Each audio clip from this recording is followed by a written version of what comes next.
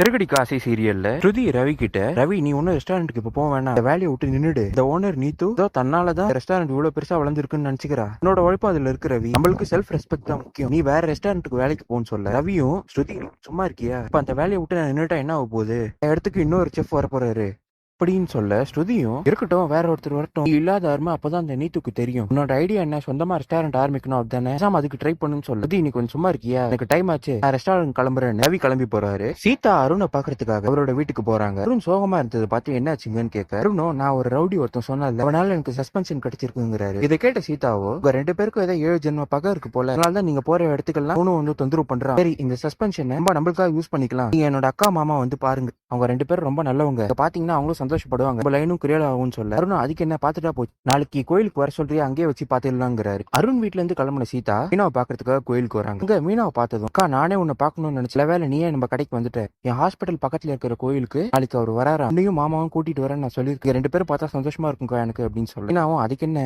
நாங்க 2 பேரும் கண்டிப்பா வரோங்கிறாங்க. வீட்டுல மனோஜும் விஜயாவும் பேசிட்டு இருக்கிறப்போ நீ சிட்டி கிட்ட வாங்கின செயின் எடுத்துட்டு வராங்க. அவங்க ஆன்டி இது உங்களுக்காக வாங்கினேன், இது ஒரு ஆன்டிக் பீஸ், சின்ன வயசுல நீங்க போட்ட மாதிரியே இருக்கும், நான் ஒரு கிளையண்ட்டை பாக்குறதுக்காக போனேன், கொஞ்சம் பணம் கிடைச்சது, அதுல வாங்கணும்னு சொல்றாங்க. இதை கொஞ்சம் போட்டு பாருங்க ஆன்டின்னு விஜயா கையில கொடுக்க, விஜயாவும் என் கையில ஒண்ணு கொடுக்காதாங்கவே, என் நகை வாங்கி கொடுத்தோன்னே நல்லா கட்டிட்டு மருமக தான் ஒஸ்தி நான் சொல்லுவேன் நினைச்சியா, அப்படிலாம் நீ நினைக்காத, என்ன மலேசியா பணம் அது இதுன்னு சொல்லி ஏமாத்தணும், இப்ப நான் உன் கூட சண்டை போட்டிருக்கேன், இந்த நேரம் பார்த்து நீ எனக்கு செயின் வாங்கி கொடுக்கறனா என்ன அர்த்தம்னு கேட்க, பக்கத்துல இருந்த ஸ்ருதி சும்மா இல்ல வேற என்ன உங்களை கவுக்குதாங்கிறாங்க. விஜயா ரோகிணியை பார்த்து, அவளை பார்த்து நீ ஏன் முறைக்கிற, சொல்றது உண்மைதானே அப்படின்னு சொல்ல, ரோகிணியும் இப்படிலாம் நினைச்சு நான் ஒன்னும் வாங்கிட்டு வரல, உங்களுக்கு நல்லா இருக்கும்னு நினைச்சேன், நான் இங்க வச்சுட்டு போறேன், ரூம்குள்ள போயிடுறாங்க. மனோஜும் விஜயா கிட்ட அதான் ஆசையா வாங்கிட்டு வந்து கொடுக்குறாள் போட்டுக்குமான்னு சொல்ல, விஜயாவும் அதை எடுக்காம மறந்து பிடிக்கிறாங்க. இங்க வந்த முத்து இந்த நகையை பார்த்து, ஓ பார்லர் அம்மா செயின் வாங்கி கொடுத்ததுன்னா அம்மாவை கைக்குள்ள போட்டுக்க பாக்குது போல, கிஃப்ட் எல்லாம் வாங்கி கொடுக்குது, மீனா நீயும் இதே மாதிரி பண்ணு, பார்லர் அம்மா எப்படி செயின் வாங்கி கொடுத்தது, நம்ம அம்மாக்கு பூ வாங்கி கொடு, அம்மா மனசு மாறிடுவாங்கன்னு சொல்ல, விஜயாவும் கோவப்பட்டு இந்த செயின்காவும் பூக்காவும் நான் அலைஞ்சிட்டு உட்காந்துட்டு இருக்கேன், அதெல்லாம் என்கிட்ட ஒண்ணும் நடக்காது அப்படின்னு சொல்லிட்டு ரோகிணி வாங்கிட்டு வந்த நகையை எடுத்துட்டு ஒரு ரூம்குள்ள போயிடுறாங்க. ஸ்ருதியும் ரவி கிட்ட, சொன்ன